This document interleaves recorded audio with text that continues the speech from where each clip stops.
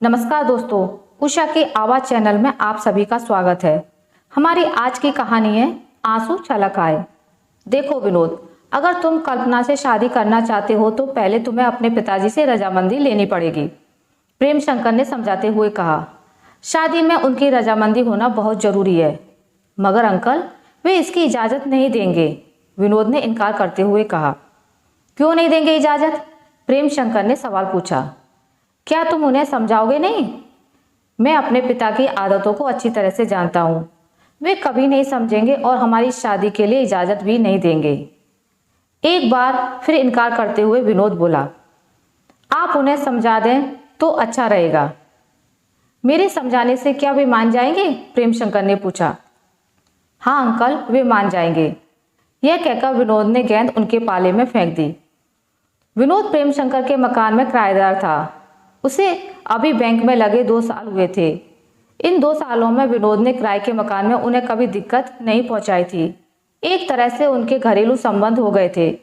विनोद के बैंक में ही कल्पना काम करती थी। उसे भी बैंक में लगे तकरीबन 2 साल हुए थे। उम्र में वे दोनों बराबर के थे, दोनों कुंवारे थे। दोनों में कब प्यार पनपा पता ही ना चला। वे एक दूसरे के कमरे में घंटों बैठे रहते थे। दोनों ही तकरीब 2000 किलोमीटर दूर से इस शहर में नौकरी करने आए थे। कभी कभी कल्पना की माँ जरूर उसके पास रहने आ जाती थी। तब कल्पना माँ से कोई बहाना करके विनोद के कमरे में जाती थी। प्रेम शंकर यह सब जानते थे। जब कल्पना घंटों विनोद के कमरे में बैठी रहती तब प्रेम शंकर को लगा कि उन दोनों में प्यार की खिचड़ी पक रही है। एक दिन मौका देखकर उन्होंने विनोद से खुलकर बात की। नतीजा यही निकला कि विनोद के पिता इस शादी के लिए कभी राजी नहीं होंगे, क्योंकि वह ऊंची जाति का था जबकि कल्पना निचली जाति की थी। प्रेम शंकर बोले, ठीक है विनोद, अगर तुम कल्पना से शादी करना चाहते हो तो तुम्हें अपने माता पिता को भरोसे में लेना होगा। मगर विनोद इनकार करते हुए बोला, अंकल, वे इस शादी के लिए कभी इजाजत नहीं देंगे। तब प्रेम शंकर ने कहा, आखिर वे भी तो इंसान हैं, कोई जानवर नहीं। तुम उन्हें बुलाओ। अगर वे नहीं आएंगे तो मैं चलूंगा तुम्हारे साथ उनको समझाने। इस तरह प्रेम शंकर बिचौलिया बनने को राजी हो गए। विनोद के बुलाने पर पिता अरुण आ गए। साथ में उनकी पत्नी मनोरमा भी थी। प्रेम शंकर ने उन्हें अपने घर में इज्जत से बिठाया। अरुण बोले, बताइए प्रेम शंकर साहब, हमें किस लिए बुलाया है? अरुण साहब, आपको खास वजह से ही यहाँ बुलाया है। खास वजह? मैं समझा नहीं। अरुण बोले, जो कुछ कहना है साफ साफ कहें। ठीक है, पर इसके लिए आपको दिल थोड़ा मजबूत करना होगा। मजबूत से मतलब? अरुण ने हैरान होकर पूछा। मतलब यह है कि आपने विनोद की शादी के बारे में क्या सोचा है? उसके लिए मैंने एक लड़की देख ली है प्रेम शंकर जी। अब विनोद की हाँ चाहिए और उसकी हाँ के लिए मैं यहाँ आया हूँ। यह कहकर अरुण ने प्रेम शंकर को अजीब सी निगाह से देखा। अगर मैं कहूँ कि विनोद ने अपने लिए लड़की देख ली है तो? क्या कहा? विनोद ने अपने लिए लड़की देख ली है? जी हाँ अरुण साहब। अब आपका क्या विचार है? कौन है वह लड़की? अरुण ने पूछा। उसके साथ बैंक में ही काम करती है। उसका नाम कल्पना है। आप इस पर क्या कहना चाहते हैं? मतलब विनोद कल्पना से शादी करना चाहता है? हाँ, इतना कहकर प्रेम शंकर ने अरुण के दिल में हलचल पैदा कर दी। वह किस जाति की है? क्या समाज है उसका? अरुण जरा गुस्से में बोले, वह निचली जाति की है। प्रेम शंकर ने बिना किसी लाग लपेट के कहा। क्या कहा? वह एक दलित घर से है। मैं यह शादी कभी नहीं होने दूंगा। अरुण ने गुस्से से साफ मना कर दिया। फिर आगे बोले, अरे प्रेम शंकर जी, शादी ब्याह अपनी ही बिरादरी में होते हैं।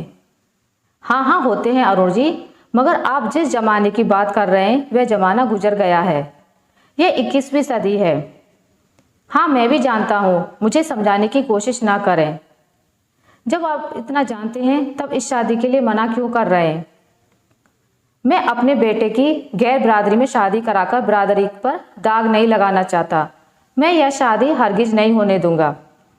प्रेम शंकर मुस्कुराते हुए बोले, तो आप विनोद की शादी अपनी ही बिरादरी में करना चाहते हैं? हाँ, क्या आपको शक है? आप विनोद से तो पूछ लीजिए। पूछना क्या है, वह मेरा बेटा है। मेरा कहना वह टाल नहीं सकता। अपने बेटे पर इतना भरोसा है तो पूछ लीजिए उससे कि वह आपकी पसंद की लड़की से शादी करेगा या अपनी पसंद की लड़की से। कहकर प्रेम शंकर ने भीतर की तरफ इशारा करके कहा, विनोद यहाँ आ जाओ। भीतर बैठे विनोद और कल्पना इसी इंतजार में थे। वे दोनों बाहर आ गए। अरुण कल्पना को देखते रह गए। प्रेम शंकर बोले, पूछ लो अपने बेटे से, यह वह कल्पना है जिससे यह शादी करना चाहता है। क्यों विनोद, यह मैं क्या सुन रहा हूँ? विनोद के पापा अरुण बोले। जो कुछ सुन रहे हैं सच सुन रहे हैं पापा, विनोद ने कहा। तुम इस कल्पना से शादी नहीं कर सकते, अरुण ने कहा। पापा मैं शादी करूंगा तो इससे ही, विनोद ने कहा। मैं तुम्हारी शादी इस लड़के से हरगिज नहीं होने दूंगा। मैं शादी करूंगा तो सिर्फ कल्पना से ही। ऐसा क्या है जो तुम इसकी रट लगाए हुए हो? कल्पना मेरा प्यार है। प्यार 2-4 मुलाकातों को तुम प्यार समझ बैठे हो? चिल्लाकर अरुण बोले। कान खोलकर सुन लो विनोद, तुम्हारी शादी वहीं होगी जहां हम चाहेंगे। पापा सच कह रहे हैं विनोद, माँ मनोरमा बीच में ही बात काटते हुए बोली।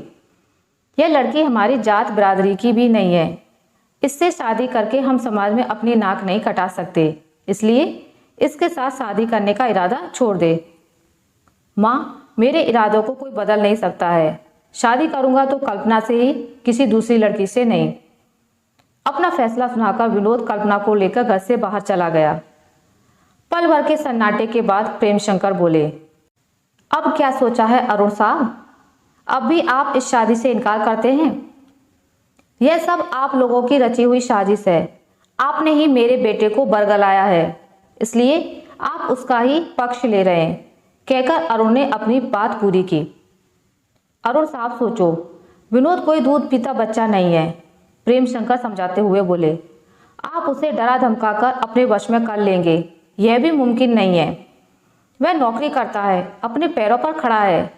वह अपना भला बुरा समझता है। वह मेरे यहाँ किराएदार बनकर जरूर रह रहा है, मगर मैं उसको पूरी तरह समझ चुका हूँ कि वह समझदार है। वैसे वह आपकी भावनाओं को भी समझता है, मगर वह शादी करेगा तो कल्पना से ही। इसके पहले मैं भी यह सब बातें उसे समझा चुका हूँ, इसलिए आप उसे समझदार समझें। क्या खाक समझदार है भाई साहब? मनोरमा झल्लाकर बोली। वह उस लड़की को अपने साथ ले गया है, कहीं वह गलत कदम ना उठा ले। सुनो जी, उसकी शादी वहीं करो जहां हम चाहते हैं। भाभी जी, विनोद ऐसा वैसा लड़का नहीं है जो गलत कदम उठा ले, प्रेम शंकर समझाते हुए बोले। अरुण साहब, अगर आप उस पर दबाव डालकर शादी कर भी देंगे तब वह बहू के साथ वैसा बर्ताव नहीं करेगा जो आप चाहेंगे। दिन रात उनमें कलह मचेगी और आपस में मनमुटाव होगा। अगर आप उनकी मर्जी से शादी नहीं करोगे तब वे कोर्ट में ही शादी कर सकते हैं, क्योंकि कोर्ट उन्हीं का पक्ष लेगा। इसलिए आप सोचिए मत, मेरा कहना मानिए, इनकी शादी आप आगे रहकर करें और पिता की जिम्मेदारी से छुटकारा पा जाएं। मगर इस शादी से समाज में हमारी कितनी किरकिरी होगी, ये सोचा है आपने? एक बार फिर अरुण अपनी बात रखते हुए बोले। समाज तो दोनों हाथों से लड्डू रखता है। थोड़े दिनों तक समाज ताना देकर चुप हो जाएगा। इस बात पर जितना विचार करके गहराई में उतरेंगे उतनी ही तकलीफ उठाएंगे। आप अपनी हट छोड़ दें।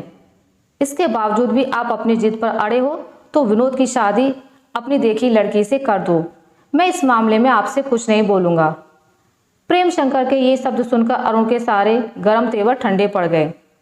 वे थोड़ी देर बाद बोले, ठीक है प्रेम शंकर जी, मैं अपनी हट छोड़ता हूँ। विनोद कल्पना से शादी करना चाहता है तो इसके लिए मैं तैयार हूँ। ओ शुक्रिया अरुण साहब, कहकर प्रेम शंकर की आंखों में खुशी के आंसू छलछला आए। आशा करती हूँ आपको मेरी आज की कहानी अच्छी लगी होगी। अगर आपको मेरी कहानी अच्छी लगी है तो इसे लाइक करें, ज़्यादा से ज़्यादा शेयर करें, और अगर आप मेरे चैनल पर नए हैं तो इसे सब्सक्राइब करना ना भूलें। मिलते हैं एक नई कहानी के साथ, तब तक के लिए नमस्कार।